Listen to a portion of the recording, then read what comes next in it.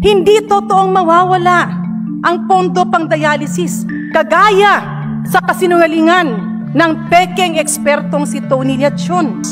At ang pinupuntirya ko po ay hindi yung mga sumakay na lamang at nalinlang dun sa mga pekeng balita, kundi ang pinagmulan ng pekeng interpretasyon, pekeng advokasya at peke na pagiging eksperto. At ngayon naman, Mr. Speaker, distinguished colleagues, I am again standing up.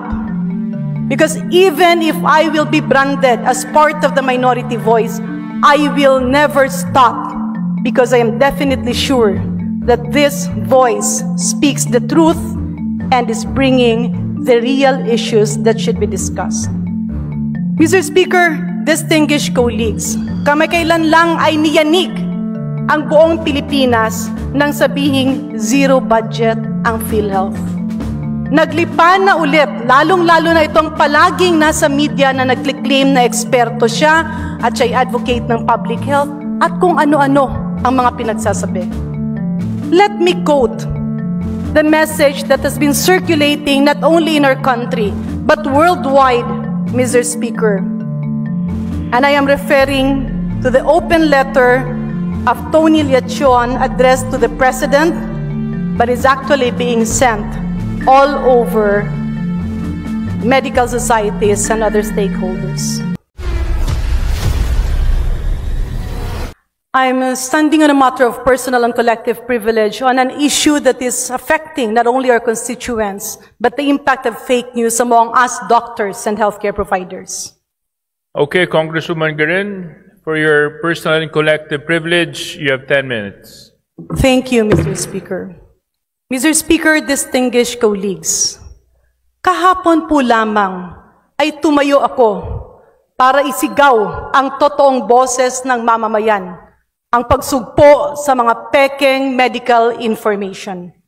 And I was referring to the lambasting of our colleague and those who are just helping the local government units on their medical facilities being accredited by PhilHealth via access to DBP funds.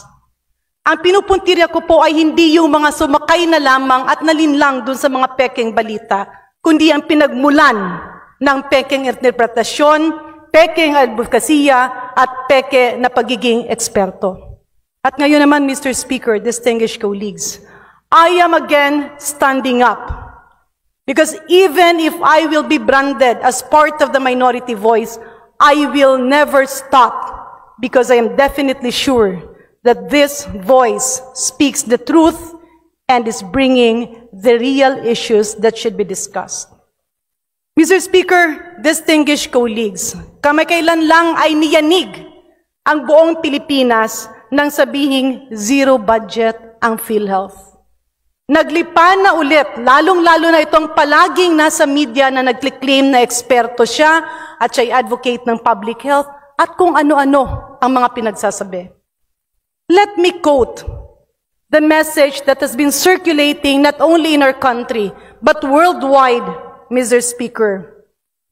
And I am referring to the open letter of Tony Leachon addressed to the President, but is actually being sent all over medical societies and other stakeholders. Let me focus, Mr. Speaker, on his statement, which actually says and implies that health is not a priority of this administration and that health is not a priority of President Bongbong Marcos. This is a big lie. Malaking kasinungalingan para lang ulit mapunta sa headlines, para lang ulit makakuha ng airtime. I am not saying this, Mr. Speaker, because I'm a member of Congress, but I am standing up. Kasi ilang beses na binibiktima ang kalusugan, pinupolitika ang kalusugan dahil may mga taong gustong nagkakagulo-gulo tayo at ang sanhi niyan ay ang perpetrators of fake medical information. He cited 3 situations. And to quote, Mr. President, imagine the faces of those you serve. A mother cradling her child in the corridors of an overcrowded hospital, unable to afford even the most basic medication. A farmer in the provinces walking miles to a rural health center only to be told there are no funds for dialysis sessions. An elderly man who contributed to PhilHealth all his life, now begging for help as mounting hospital bills eat away his family's savings. And he further mentioned, these are not just statistics, these are real people. And the government is being poised to deprioritize healthcare in favor of unprogrammed appropriations and the Ayuda para sa Kapos ang Kita program. He further mentioned, when the government allocated zero subsidy for healthcare in 2025, and this is addressed to the President, Liachon mentioned, you placed millions of Filipinos at risk, especially the poorest and the most vulnerable. When the cries for support from those who depend on universal healthcare law were met with silence, you betrayed the promise of a healthcare system that is meant to be universal, accessible, and equitable. He further mentioned that this is not about politics anymore, Mr. President, but this is about lives and Filipino lives. Mr. Speaker, distinguished colleagues, unahin ko itong mga pinagsasabi niya. Totoo yung sitwasyon na meron tayong mga taong nagkakasakit at nangangailangan ng tulong. Totoo rin na meron tayong universal healthcare law na hindi epektibo dahil ipinasa siya para magmukhang mabuti at para sa Pilipino, pero ang katotohanan is it is mere lip service. Again, because of killer provisions. Kasalanan ba ng administrasyon ngayon nang ipinasa na universal healthcare law nung nakarang administrasyon ay hindi epektibo? Kasalanan ba ng administrasyon ngayon na yung mga nangyari sa PhilHealth nung nakaraang administrasyon ay nababoy ang PhilHealth? Is it the fault of the current administration that we are trying to correct things and abuses in the health sector? Mr. Speaker, distinguished colleagues, we should never shut our mouth if there is somebody sowing intrigues and misinformation among the general public. Ang sabi nga ng World Health Organization, it's time to flatten the curve of infodemics. At ulitin ko ang sinabi ko kahapon. Ano po ba ang infodemics? Ito ay dinagdagan o binawasan na totoong impormasyon para magmukhang totoo, pero peke, Mr. Speaker. I do not blame the people who reacted, the people who took on the debate on various platforms, the people who were bleeding and crying and very much anxious, thinking that what Liachon is saying is the truth. But the reality is, Mr. Speaker, distinguished colleagues, pinaglalaruan lang ang mga Pilipino ni Tony Liachon dahil karamihan ng kanyang sinasabi ay twisted information. Bakit nga ba nagkasiro ang budget ng PhilHealth? Mr. Speaker, I was a former chairman of the board of PhilHealth.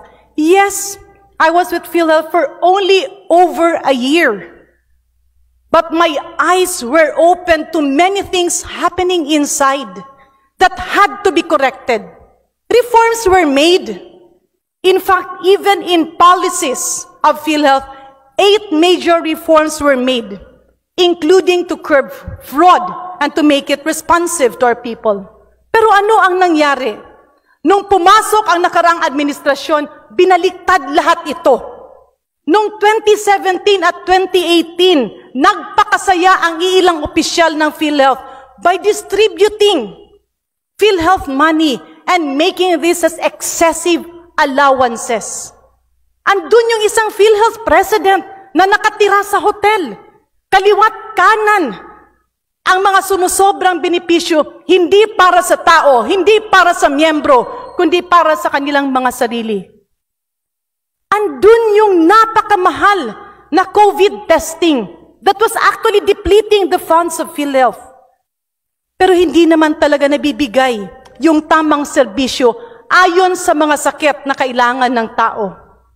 andun yung interim reimbursement mechanism na yan ang totoong pamumulitika kung saan ang pera ng PhilHealth ay pinamigay na ang PhilHealth ay nagmukhang kapitalista sa mga pribadong ospital na hindi naman tumatanggap ng pasyente. At ano ang nangyari, Mr. Speaker? No accountability. Is IRM illegal? Definitely! Dahil ang pera ng PhilHealth, kapag yan ay binayad na as premium, yan ay pera na ng mga miyembro para kung ikaw ay magkasakit.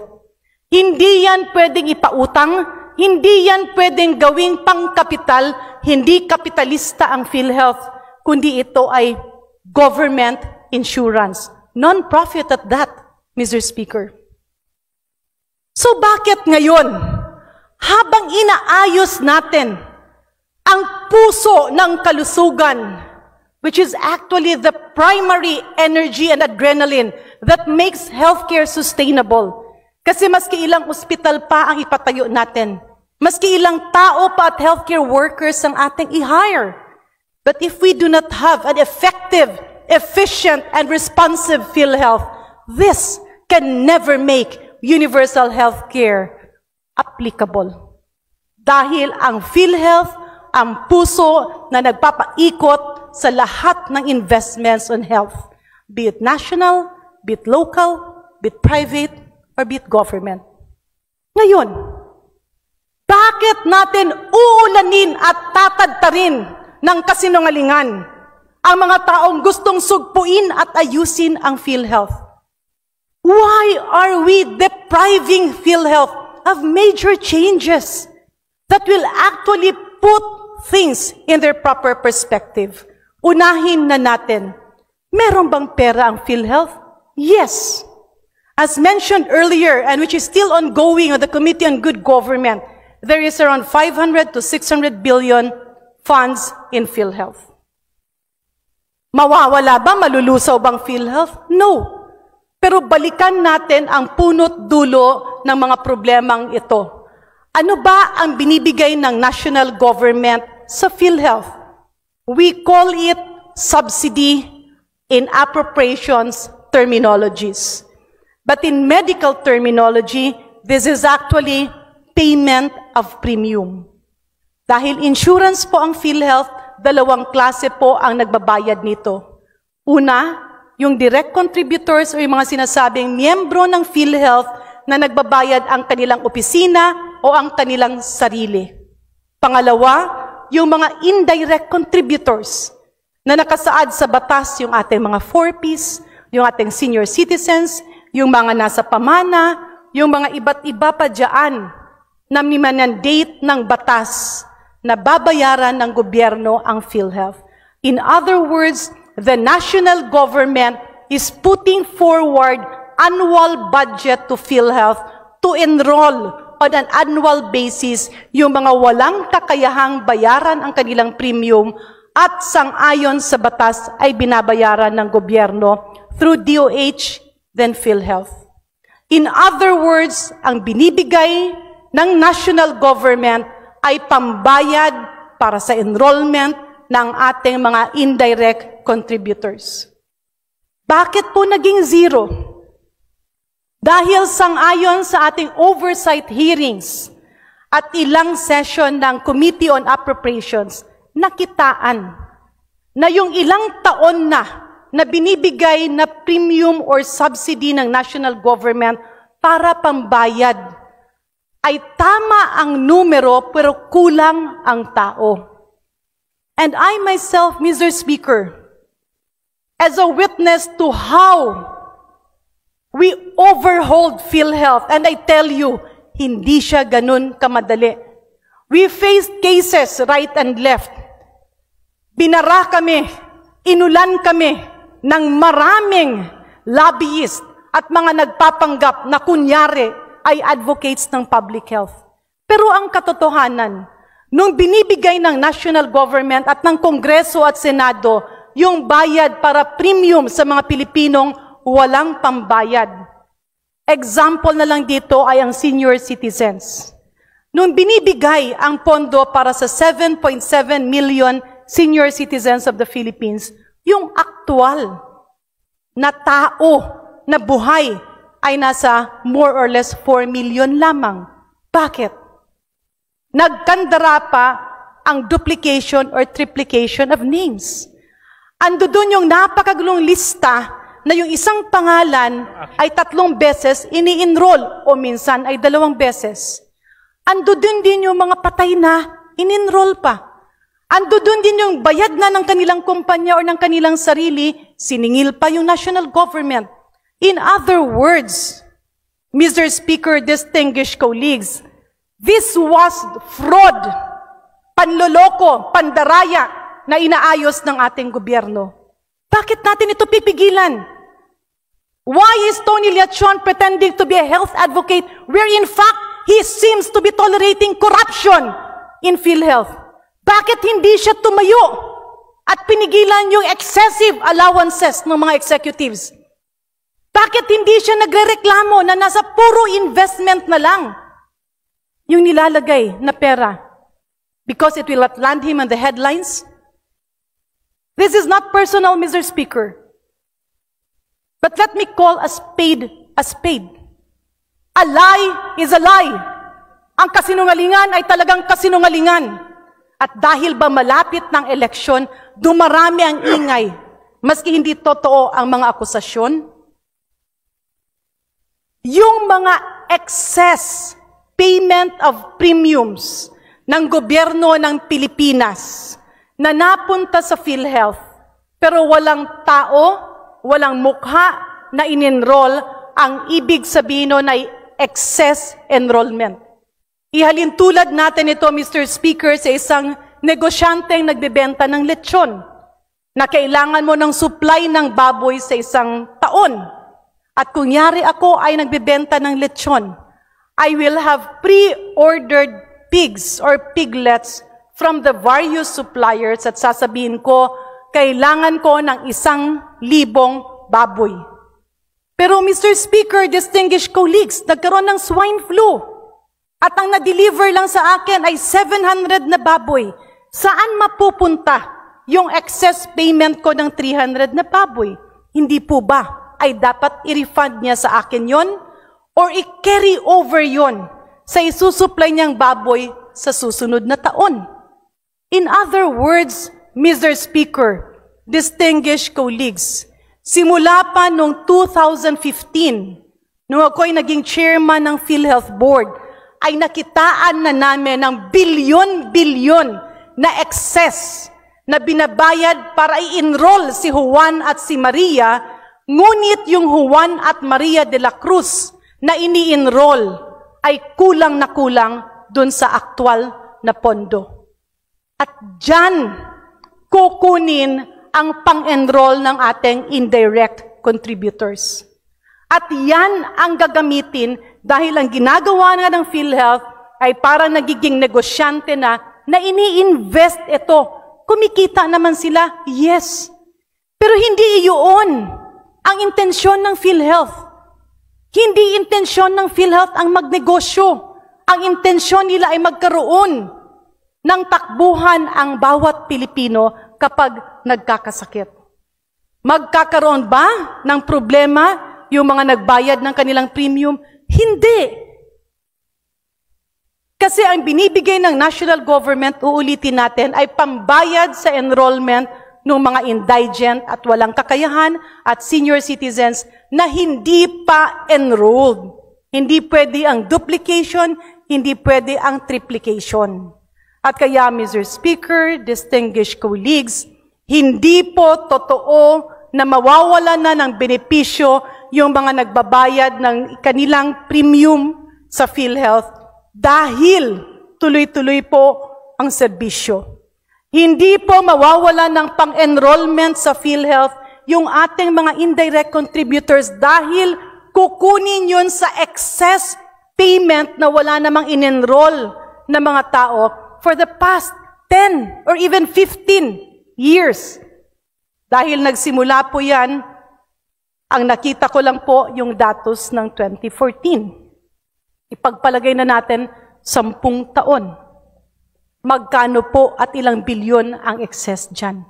Hindi po totoong bawal magkasakit. Dahil na zero ang budget ng PhilHealth, ang pera ng PhilHealth, Mr. Speaker, ay nasa PhilHealth.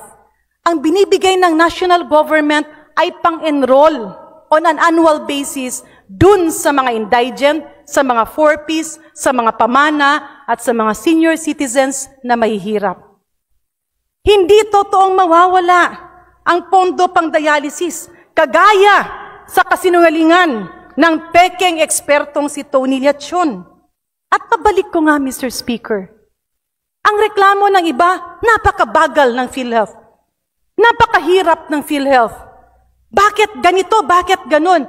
Ang tanong ko, Mr. Speaker, distinguished colleagues, sino ba ang mga genius na nagpasok ng provision sa Universal Healthcare Law na hindi makakagalaw ang PhilHealth dahil kailangan pang bigyan ng permiso ng HTAC or the Health Technology Assessment Council?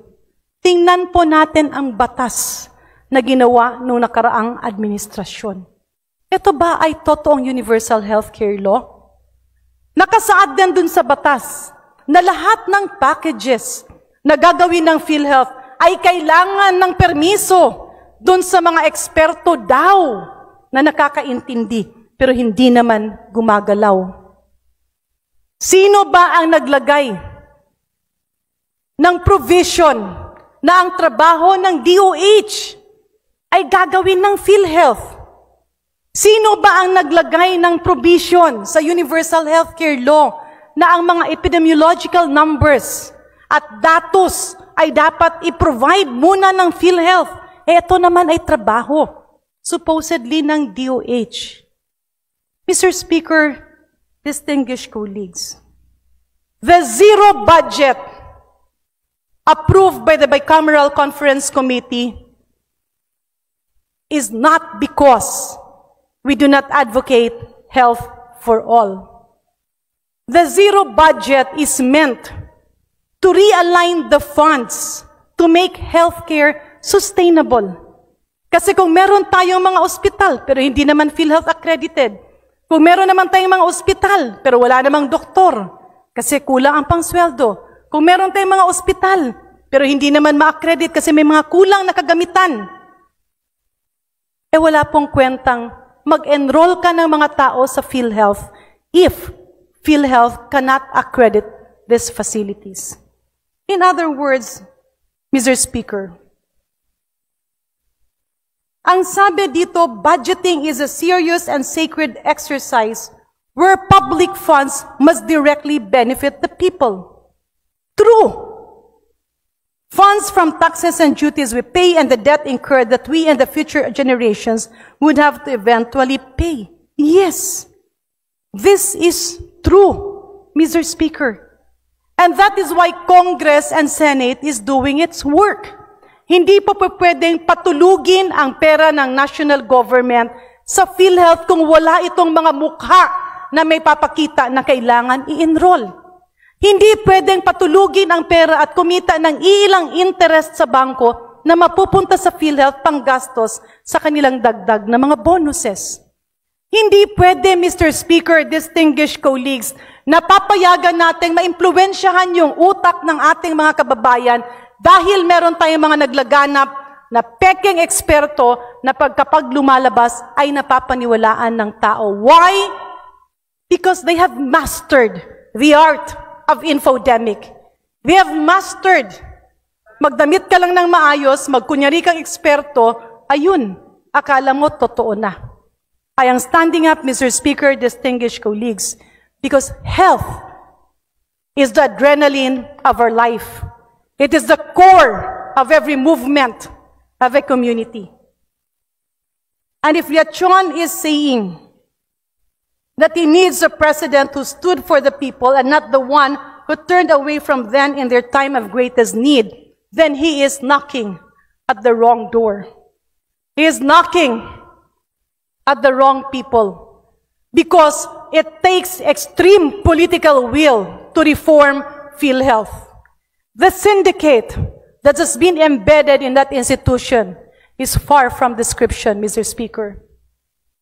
Only a president and a government with extreme political will can overturn the events. Hindi po natin pwedeng itolerate ang mga ganito.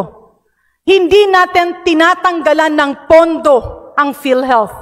We are just allowing it to spend for the people what is intended for the people and what should be by the people.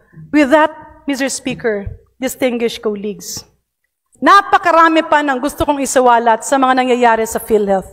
Napakarami pa ng dapat ayusin.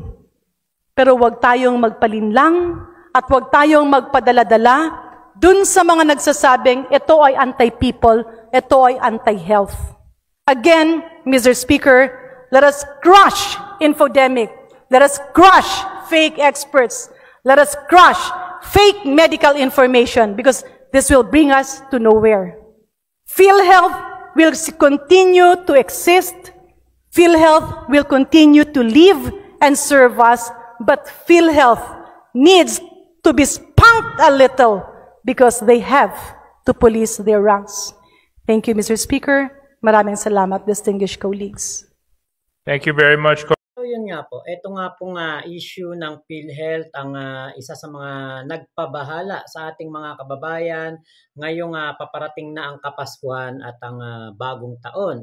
Talagang nakakabahala. Kapag narinig mo kasi yung PhilHealth na zero budget, parang iisipin mo, pag ikaw'y nagkasakit, wala nang PhilHealth na tutulong sa'yo sa iyong mga hospital bills. Pero eto nga po kasi ang naging interpretasyon ng mga bobong doktor na turingang mga nag-aral ng kung ilang taon sa medical field, tapos ganito lang pala ang kanilang ipapakalat. Sila pa mismo ang nagpakalat ng mga maling information about sa PhilHealth. Saka nakakita noon na naturingang mga doktor pa ang siyang nanira sa sinasabing issue ng PhilHealth na sana'y maganda naman talaga dahil ang pera ng PhilHealth na natutulog sa mga bangko hindi po nagagamit at ipapagamit ng BICAM ng Kongreso at ng Senado. So eto pong pera na ito, matagal itong nakalagak at natutulog lang sa mga bangko at hindi nagagamit para po sa ating mga kababayan. Diba kapag naman ikaw ay na-hospital, magkano lang naman ang makukuha mong tulong mula sa PhilHealth? Let's say 100,000 ang iyong bill, hospital bills. Kung ikay 10 taon nang naguhulog sa PhilHealth, tapos ang makukuha mo lamang na tulong mula sa PhilHealth o ang sasagutin ng PhilHealth ay nasa 60 or 50,000. Diba? Ang laki ng kumbaga babayaran mo pa din. Yung pala, meron pala silang pondo na 709 billion pesos ang hindi nagagamit at ito yung tinatawag na excess funds. Excess funds, ibig sabihin talagang sobra itong pera na ito at dapat po na magamit ng ating mga kababayan. Diba? Yung iba, hindi naman nagkakasakit, hulog ng hulog sa PhilHealth. Yung iba, hindi man lang simula nang naghulog sa PhilHealth, hindi man lang nakaranas na ma-confine sa ospital.